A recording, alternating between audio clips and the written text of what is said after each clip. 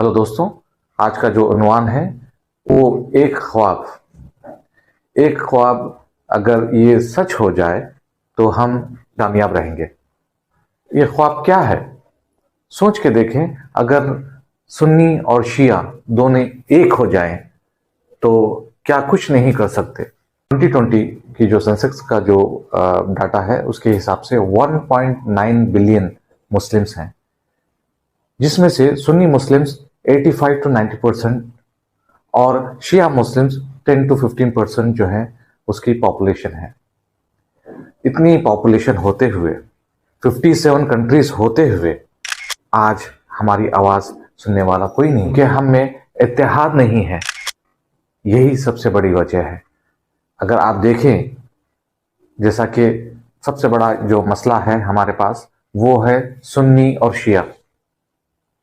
ये इख्तलाफात हैं। देखा जाए तो अल्लाह एक, कुरान एक, पैगंबर एक, लेकिन फिर भी हम बटे हुए हैं, टच नहीं करते हैं।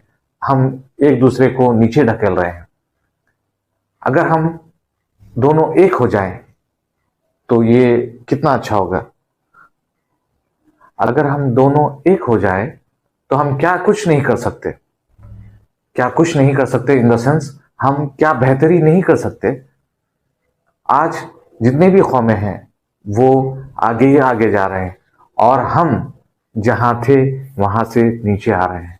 25 सितंबर 1969 OIC, organization of Islamic corporation जो है फॉर्म की गई थी।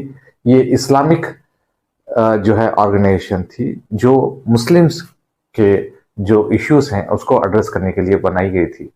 ये बनने के बाद क्या हमने कुछ हासिल किया?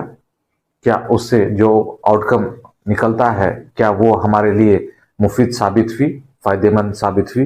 नहीं। आज भी आप कई मुल्क में देखते हैं कि मुसलमानों के ऊपर जुल्म हो रहा है, बर्बरियत हो रही है, लेकिन कोई कंट्रीज आगे आती हैं, सपोर्ट करती हैं? नहीं, सब डर के खामोश हो जाती हैं। यही समझती हैं कि भाई अगर हम इंटरफियर करें तो हो सकता है अमेरिका हमको नुकसान पहुंचाएगा, रशिया हमको नुकसान पहुंचाएगा। ये कब तक हम डरते रहेंगे? सबसे पहले इसका जो सोल्यूशन है वो सुन्नी और शिया जब इकट्ठे हो जाएंगे, जब एक हो जाएंगे, तो आपको इनकी जरूरत ही नहीं पड़ेगी। क्योंकि आपके पास जो टेक्नोलॉजी, जो डिफेंस सिस्टम है, जो मिलिट्री पावर है, आप अपने बलबूते पे बहुत कुछ कर सकते हैं, लेकिन आप नहीं करना चाह रहे हैं। अमेरिका डर दिखाता है शिया का और रशिया डर दिखाता है सुन्नी का। ऐसे करके वो लोग अपना डिफेंस सिस्टम, ये सुन्नी और शिया जितने भी मुल्क हैं उनको ये लोग डिफेंस सिस्टम जो है सेल करते हैं। चलें अब देखते हैं जो दुनिया के जो हालात हैं एट प्रेजेंट चल रहा है। फिलिस्तीन में जो बर्बरियत हो रही है, जो जुल्म हो रहा है, इसका जो है हल कैसे निकालें? तो मैं जो बताया हूं ये सारी चीजें अगर हम कर सकते हैं, उसमें से एक चीज अगर हम कर लें, सुन्नी और शिया सब एक होकर एक आवाज में, सब मुल्क जो हैं अगर हम ठहर जाए उनके साथ, तो हम क्या हासिल नहीं कर सकते? क्या इजराइल एक छोटा सा मुल्क है, 57 कंट्रीज की इधर और इसराइल की इधर। इतना डिफेंस सिस्टम हमारे पास मजबूत है, इतना हमारे पास मिलिट्री पावर है, लेकिन हम फिर भी डर के खामोश हो जाते हैं। कोई सुन्नी की तरफ देखता है, कोई शिया की तरफ देखता है, कोई सोचता है ये मदद देगा, कोई सोचता है वो मदद देगा, ये दोनों भी खामोश होकर बैठ जाते हैं। OIC में क्या डिसीजंस लिए जा रहा है? इतने मासूम बच्चे, बुजुर्ग, नौजवान बच्चे मारे जा रहे हैं और OIC कुछ भी नहीं कर रहा है। मुसलमानों के पास क्या नहीं है? मुसलमानों के पास सरफेस टू एयर मिसाइल्स हैं, एयर टू सरफेस मिसाइल्स हैं, long range anti ship cruise missiles हैं, हाइपरसोनिक मिसाइल्स हैं, एंटी शिप क्रूज मिसाइल्स हैं, ड्रोन्स हैं, वॉरशिप्स हैं। क्या नहीं है? बहुत कुछ है। लेकिन फिर भी हम डर के खामोश बैठे हैं। किसके डर से? अमेरिका या रशिया। क्योंकि अगर हम आवाज उठाएंगे तो ये सोच रहे हैं कि भाई हमको शायद हेल्प नहीं करेगा अमेरिका, शायद रशिया हेल्प नहीं करेगा। अभी भी आप इतने मजबूत होके अगर आप डर रहे हैं, अब मुसलमानों के ऊपर जुल्म होता हुआ अगर आप देख रहे हैं, आप याद रखिए आपका भी एक दिन आएगा जब आपके ऊपर अटैक होगा तो कोई और मुल्क आगे नहीं आएगा। जैसे आज आप खामोश बैठे हैं, कल वो लोग भी खामोश बैठेंगे ये सोचकर कि ये लोग हमारे ऊपर जो जुल्म हो रहा था ये आगे नहीं आए तो हम क्यों जाएं। अगर उम्मत ऐसी अगर सोचती रही तो मुसलमानों का हाल क्या होगा।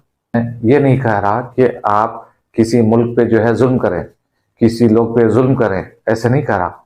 मैं बोल रहा हूं कि डिफेंड करें, अपने आप को डिफेंड करें। जहां पे भी मुसलमान के ऊपर जुल्म हो रहा है उनकी मदद करें। एक मुसलमान दूसरे मुसलमान का भाई है। आपका फर्ज है कि जहां पे भी मुसलमानों का जो है कत्ल गारत होती है, परेशान जब होते हैं तो आप वहां पे मदद करना है। बात अगर फिलिस्तीन पे आए, जुल्म कोई करता है और भुगत कोई और रहा है।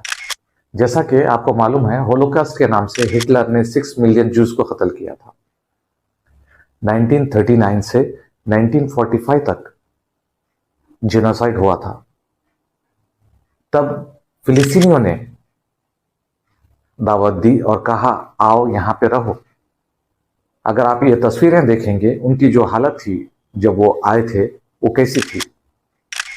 आज जिसने दावत दी, जिसने रहने के लिए छत दी, उसी छत को उसने कब्जा कर लिया, उसी जगह को उसने कब्जा कर लिया और दुनिया उसी का सपोर्ट दे रही है। ये कैसा इंसाफ है। इसका मतलब यहां पे भी ब्रिटिशर्स जो है रूल किए थे, इसका मतलब वो सही किए थे। जो भी सपोर्ट करता है आप अपनी अक्ल लगाएं। अगर आप डिफेंड कर रहे हैं इसराइल को तो इसका मतलब जो कब्जा करेगा वो सही है। तो इसका मतलब हम लोग ने जो आजादी के लिए लड़ाई लड़ी थी वो गलत थी। जो भी सपोर्ट करते हैं सोचिए, ब्रिटिशर्स का अगर वो जुल्म था तो यहां पे भी तो इसराइल का जो है जुल्म हो रहा है, यहां पे भी तो कब्जा कर रहा है वो। तो आप ऐसे कैसे जो है इसराइल को सपोर्ट कर सकते हैं। ये दोगलापन क्या सही है? बिल्कुल गलत है। हक का साथ देना चाहिए। मैं सुन्नी भाइयों से और शिया भाइयों से मैं गुजारिश करता हूं कि सब एक हो जाएं और अपने हुकूमतों को बताएं कि ये आपस में जंग ना करें। इसका जो फायदा उठा रहे हैं वो दुनिया वाले उठा रहे हैं। अगर आप एक हो जाएं, सुन्नी शिया एक हो जाएं, तो किसी की मजाल नहीं कि मुसलमान को सताए। मैं उम्मीद करता हूं कि एक ना एक दिन जरूर सच होगा। जज़ाकल्लाह खैर।